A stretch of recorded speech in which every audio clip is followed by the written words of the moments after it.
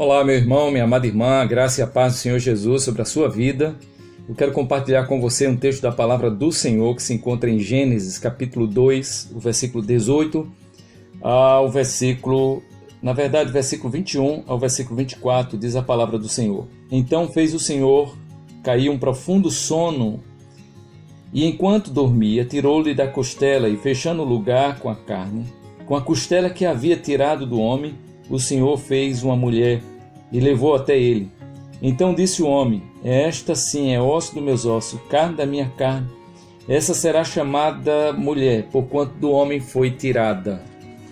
Esse é um texto bastante utilizado nos casamentos, e esse é um texto utilizado em palestra para casais. Ele revela os propósitos de Deus ao estabelecer o casamento, ao trazer uma mulher para ser companheira de Adão, ao trazer uma mulher para ser companheira de jugo. Deus estava lhe dando aí a oportunidade de ter essa pessoa, que seria sua companheira, que estaria com ele, auxiliando no seu dia a dia. Alguém que seria semelhante a ele, ao mesmo tempo diferente. Alguém em que naturalmente ele se sentiria atraído e a desejaria. Uma mulher a qual ele poderia compartilhar das suas experiências diárias. Uma mulher a qual ele poderia compartilhar das suas dores e suas alegrias. Alguém que estivesse pronta a acolher ele durante as oportunidades que ele retornasse e regressasse para sua casa. Alguém em que ele iria construir a amizade e iria ter como companheira pelo resto de sua vida. Queridos, é necessário dizer que o propósito de Deus ele não mudou. O propósito de Deus, ao presentear-nos com esposo ou com esposa, ele continua em voga. Deus continua com os propósitos que aqui estão presentes nesse texto de pé. Diariamente, eu e você precisamos pensar sobre esses propósitos que Deus estabelece. Eu quero aqui, pelo menos, destacar 4 dentro desse texto, embora que nós pudéssemos aqui ser mais exaustivo, né, no que diz respeito a perceber outros pontos presentes dentro desse texto. Queridos, então, quando Deus ele lhe presenteou, quando Deus me presenteou, quando Deus nos presenteou com o esposo ou com a esposa, Deus estava nos dando uma missão. E entre as tarefas dessa missão está a missão de ser companheiro, de ser companheira de sua esposa. Diariamente é necessário que você faça uma avaliação se tem sido ou não um cumpridor dessa missão. A avaliação se você está sendo presente ou ausente nessa missão. A avaliação se você está emocionalmente envolvido com essa missão, com a missão que Deus te encarregou. Às vezes podemos estar presente fisicamente e emocionalmente distante de nossa relação. O casamento ele é uma via de mão dupla e requer reciprocidade, cumplicidade, cuidado mútuo. Um casamento onde predomina-se o eu se torna algo insuportável e não irá durar muito tempo para que essa relação ela venha se romper. Quando Deus também lhe presenteou com um esposo ou com uma esposa, dentro dessa missão, Deus estava lhe dando a missão de ser amigo de seu esposo, amiga de sua esposa. Queridos, o melhor amigo de sua esposa deve ser você, marido. A melhor amiga de seu esposo deve ser você, esposa. A amizade ela é um elemento essencial do casamento. Um dia a atração sexual ela irá diminuir naturalmente.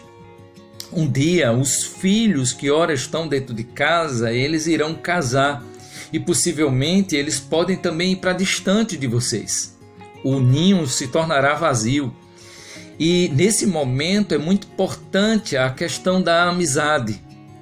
O cultivo diário da amizade irá ajudar o casamento a continuar firme durante os anos que sucedem, os anos e as dificuldades que ele há de enfrentar. A amizade, então, é um elemento essencial, é um dos pilares de sustentação do casamento. A verdadeira amizade, ela não põe o interesse como razão para existir.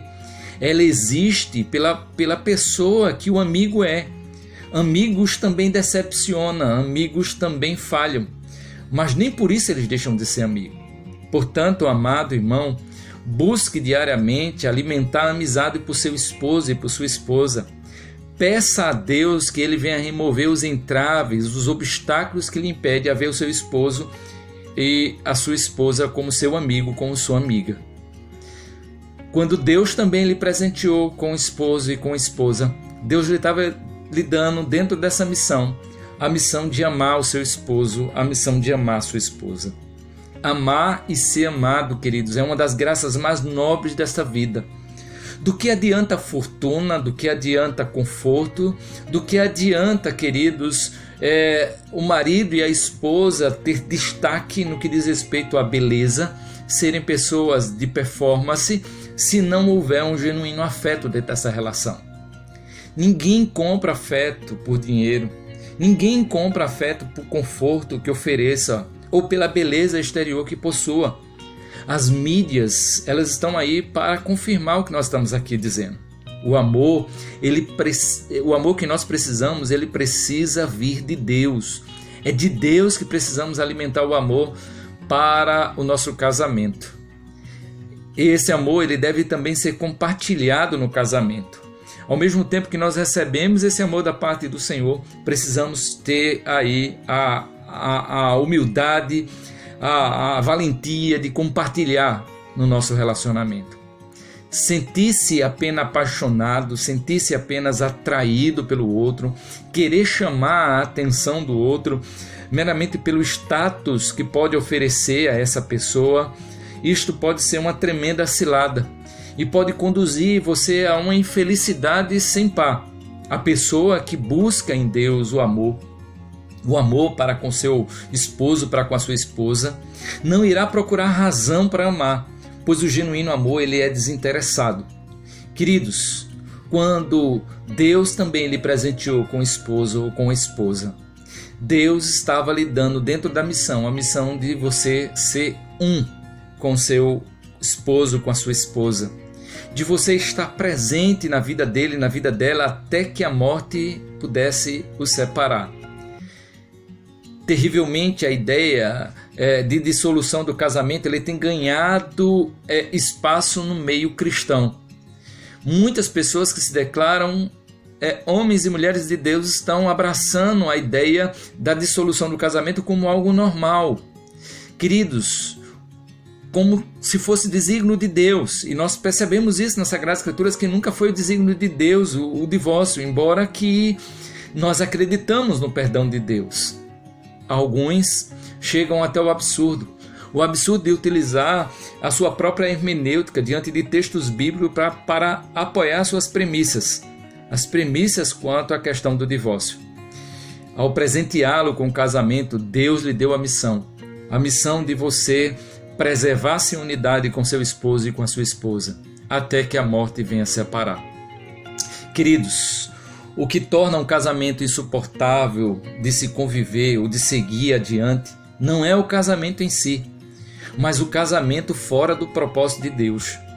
Por querer conduzir as coisas do nosso modo, por querer conduzir as coisas a partir das nossas forças, de acordo com as nossas ideias ou de acordo com as filosofias mundanas, acabamos a naufragar os nossos casamentos.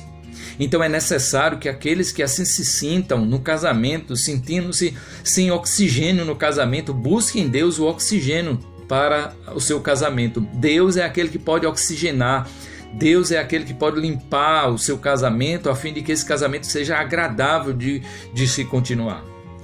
Portanto, irmãos, companhia, amizade, afeto, a unidade, a perseverança, são elementos de um casamento, são elementos indispensáveis para um casamento, conforme o agrado de Deus. Um casamento onde há companhia, onde há amizade, onde há afeto, onde há unidade e perseverança, esse casamento ele há de se preservar-se, há de ser um casamento que há de suportar as dificuldades do próprio relacionamento. Eu quero desejar a você que Deus continue abençoando seu casamento, fortalecendo a unidade conjugal com a sua esposa, com o seu esposo, Que Deus te encoraje. Eu aguardo você para uma nova reflexão sobre o seu casamento, sobre o nosso casamento. Deus te abençoe, em nome de Jesus.